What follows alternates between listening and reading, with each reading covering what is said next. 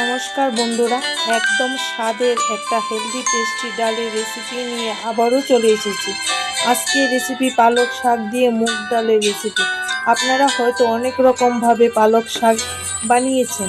একবার আমার শেয়ার করা ডালের রেসিপি একবার অবশ্যই বানিয়ে দেখবেন। ছোট থেকে বড় সকলেই পছন্দ করবে।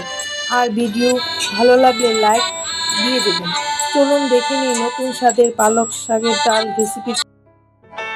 তার জন্য লাগবে পালক শাকটাকে আমি ভালো করে বেছে জল দিয়ে ধুয়ে কেটে একটা চপিং বোর্ড নিয়ে ওর মধ্যে কেটে নিলাম একটা কুকারের মধ্যে দিয়ে দিলাম মুগ ডালটাকে ভালো করে ভেজে জল দিয়ে 2-3 বার ধুয়ে দিয়ে দিলাম মুগ ডাল, দিয়ে দিলাম কেটে রাখা পালক শাক।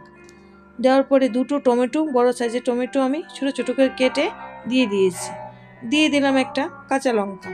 দেওয়ার পরে দিয়ে দিলাম হলুদ গুঁড়ো, নুন আর জিরে গুঁড়ো।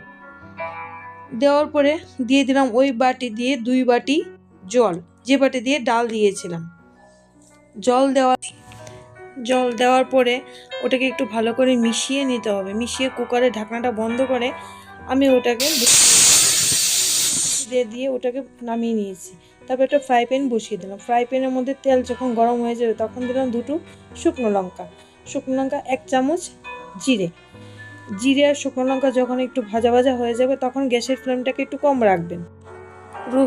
দুটো রসুন ছোটো ছোটো কেটে দিয়ে দিলাম। একটা মিডিয়াম সাইজের পেঁয়াজ, রসুন, লঙ্কা, জিরে যখন ভালো করে একটু ভাজা হয়ে যাবে তখন এর মধ্যে দিয়ে দিলাম ছোটো 1 চামচ রেড চিলি পাউডার।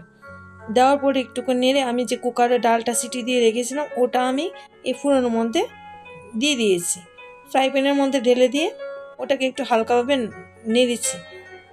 নাড়ার পরে যখন এরকম ফুটে উঠবে তখন ওর মধ্যে দিয়ে দিলাম আমি ছোটো অল্প পরিমাণ মতো ঘিটা দিলে একটু ভালো হয়, গন্ধটা ভালো আসে। ঘিটা দেওয়ার চেষ্টা করব। ঘি দেওয়ার পর আমার ডাল রেডি হয়ে গেছে, আমি নামিয়ে নিলাম ডাল। ভাত রুটি দুটোর সাথে পরিবেশন করতে পারেন। অবশ্যই রেসিপিটা বাড়িতে বানিয়ে ট্রাই করবেন আর আমাকে কমেন্ট করে জানাবেন আপনাদের কেমন লাগলো। ভিডিও ভালো লেগে থাকলে লাইক করবেন আর আমার পরের রেসিপি দেখার জন্য চ্যানেলটাকে সাবস্ক্রাইব করে নেবেন। ভালো থাকবেন সবাই।